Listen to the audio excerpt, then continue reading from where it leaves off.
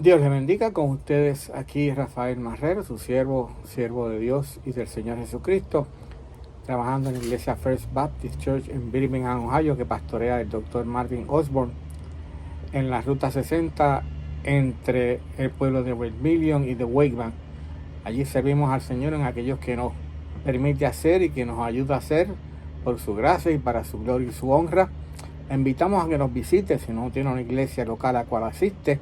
Es una iglesia, aunque de habla inglesa, pero usted puede ir si entiende el inglés y va a recibir palabra de Dios. Le aseguro, desde lo que es la Biblia, las Escrituras, la palabra de Dios, y va a recibir también el amor de Dios conforme a que la palabra nos enseña, de amar al prójimo como si fuese a mí mismo. Y vamos a continuar con los devocionales de Salmos, y vamos a entrar en un salmo que es muy precioso, muy extenso, y pudiéramos estar hablando de este salmo hasta quizás el año que viene, pero no lo vamos a hacer. Es el Salmo 119. El Salmo 119 es el salmo más largo y el libro más largo en toda la Biblia.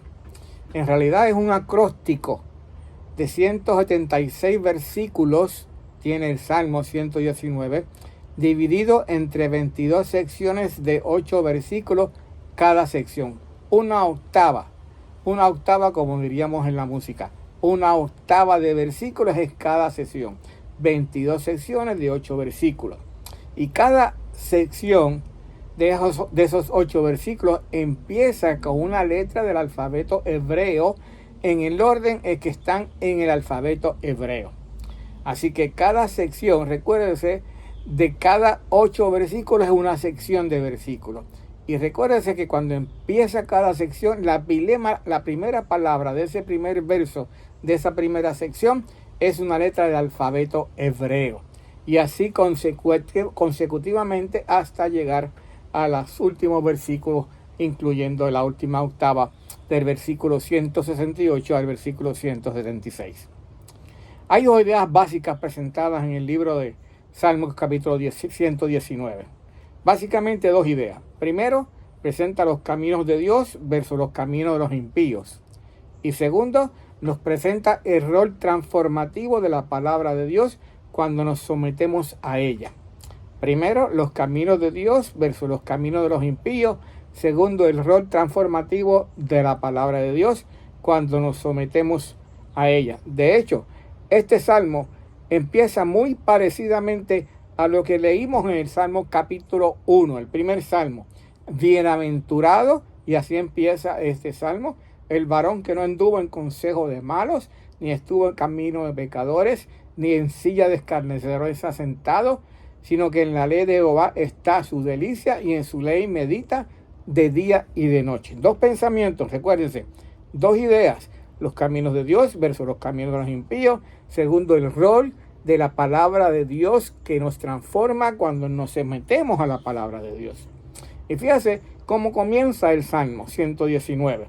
Bienaventurados, igual como leímos en el Salmo 1, los perfectos de camino, los que andan en la ley de Jehová.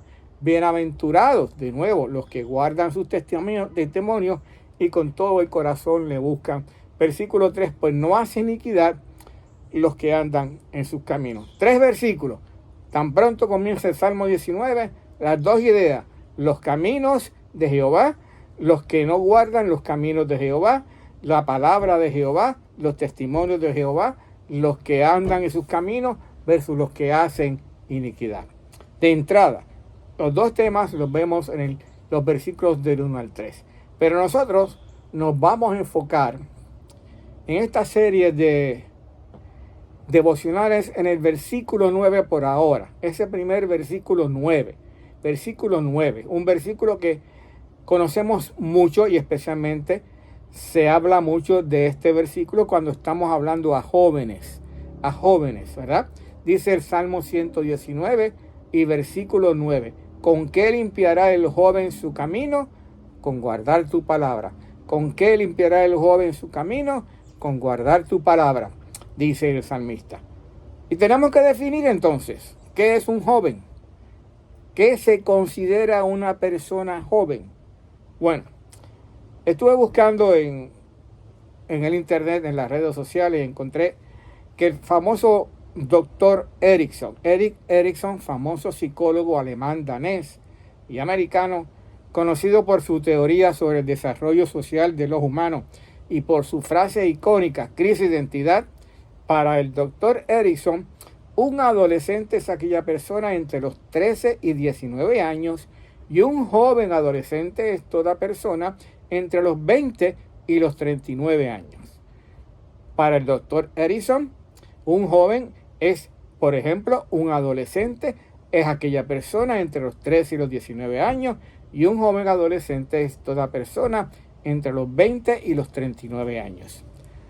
Para el judaísmo, ya que estamos leyendo desde la palabra de Dios, el judaísmo considera, y les voy a leer la siguiente información: si bien la conciencia moral empieza a forjarse a los 9 años, los conceptos de moralidad, de qué es bueno, de qué es malo, qué puede o qué no puede hacer, comienzan a forjarse hasta los 9 años. Para el judaísmo no es sino hasta los 12 o los 13 años que realmente se determina o se termina de desarrollar.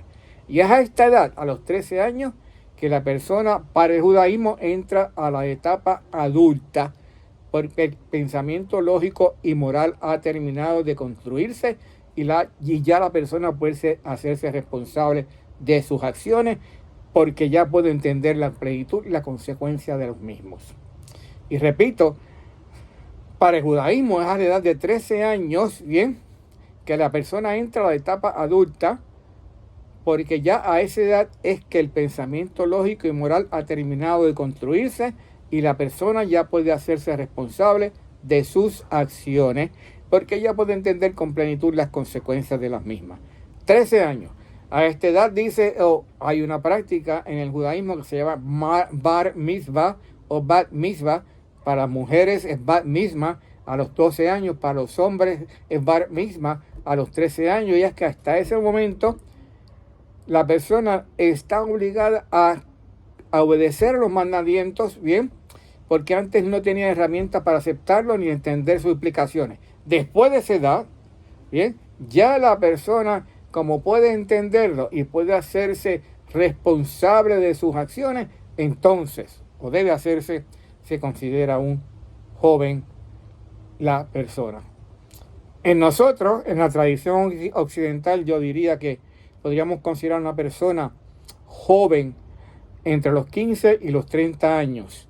Y esto podemos definir las etapas de adolescencia, joven, adulto y en algunos casos quizás como adultos mayores a los 35 años. Y sabemos que, por ejemplo, para poder ir a votar hay que tener 18 años o más. Para poder ir al ejército sin permiso de sus padres hay que tener 18 años o más. Pero ya desde antes, 15, 16 años, dependiendo de usted viva en qué estado, usted puede sacar licencia para guiar.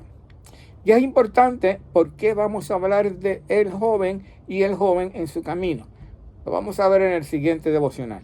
Pero lo importante era, uno, establecer el fundamento de lo que es el Salmo 119 y establecer básicamente cómo reconocer cuál es el joven, cuál es la edad en la que nos reconocemos como jóvenes. Y al leer el Salmo 119, versículo 9, vamos a ver con qué limpiará el joven, ese de entre 13 años hasta los 30 años quizás, su camino, dice el salmista, con guardar tu palabra. Padre, gracias.